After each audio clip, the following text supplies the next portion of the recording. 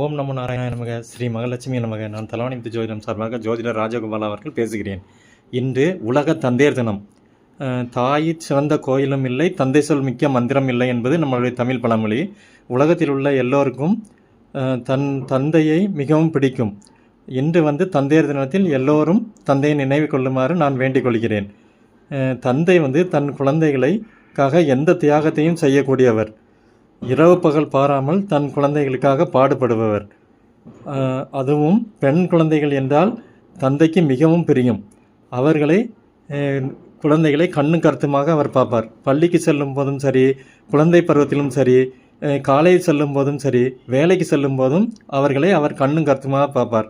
அவர்களை கொண்டு two wheeler கொண்டு விடுவதும் சரி, இல்லை நடந்து சென்றை கூட பஸ் ஸ்டாண்டுக்கெல்லாம் கொண்டு விடுவார்கள்.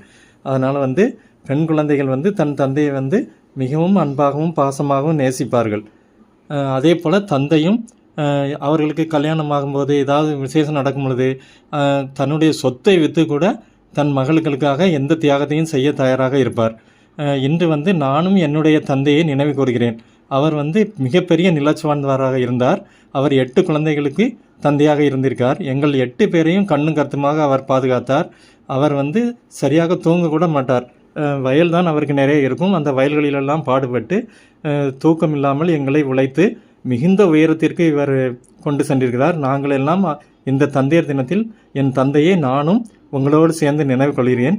எல்லோரும் இந்த தந்தையர் தினத்தில் உலகத்தில் உள்ள எல்லா மக்களும், எல்லா குழந்தைகளும் தன்னுடைய தந்தையை நினைவு கூற வேண்டும். தந்தை தான் நமக்கு எல்லாமே கிடைக்க செய்பவர். என் தலவாணிமுத்து ஜோதிடம் சார்பாக இந்த தந்தையர் தின எல்லோருக்குமே என்னுடைய வாழ்த்துக்களை தெரிவித்துக் கொள்கிறேன். என்னுடைய சேனலை சப்ஸ்கிரைப் பண்ணுங்கள். நன்றி, வணக்கம்.